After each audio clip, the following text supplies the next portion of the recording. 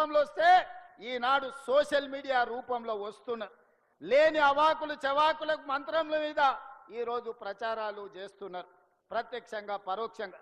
ఈనాడు టెండర్ల గురించి కొన్ని పత్రికలు రాస్తున్నాయి. సింగరేణిలో కొంత కుంభకోణం జరిగింది, బొగ్గంత మాయమైందని. నేను ఆ పత్రికలకు, ఆ టీవీలకు, ఆ సోషల్ మీడియా వాళ్లకు, ఆ రాజకీయ పార్టీ నాయకులకు నేను చెప్పదలుచుకున్నా, ఈ ప్రభుత్వంలో అవకతవకలకు తావు లేదు.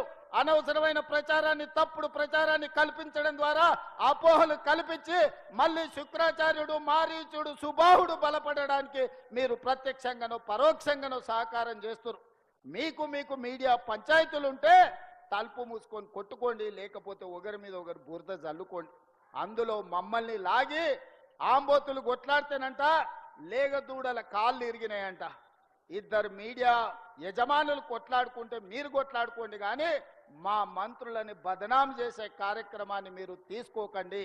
దయచేసి ప్రత్యక్షంగానో పరోక్షంగానో మీరు రాస్తున్న రాతలు, చూపిస్తున్న చూపులు మారీచుడి సుబావులకు, శుక్రాచార్యునికి సహకారం అందించినట్టుగా ఉంటుంది. ఒక్కసారి ఆలోచన చేసి వాస్తవాలను తెలుసుకొని రాసే ముందు మమ్మల్ని వివరణ అడగండి. తెలంగాణ రాష్ట్ర ముఖ్యమంత్రిగా రోజుకి 24 గంటలు, సంవత్సరానికి 365 రోజులు ప్రజా జీవితంలో ఉన్న, ప్రజలకు అందుబాటులో ఉన్న మీడియాకు కావలసిన వివరణ ఇవ్వడానికి తెలంగాణ రాష్ట్ర ముఖ్యమంత్రిగా నేను సిద్ధంగా ఉన్నా.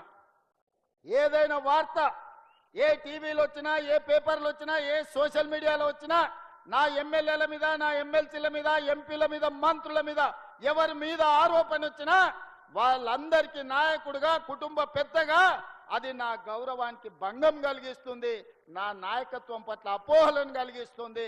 ఇలాంటి విషయాలలో ఎలాంటి కాంప్రమైజ్ లేదు.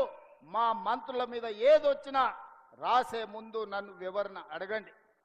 ఈ ప్రభుత్వాన్ని అందరినీ సమన్వయం చేసుకొని, అందరి సహకారం తీసుకొని, అనుభవజ్ఞులైన తుమ్మల లాంటి వాళ్ళ అనుభవాన్ని తీసుకొని ఈరోజు ఈ ప్రభుత్వాన్ని నడుపుతున్నాం.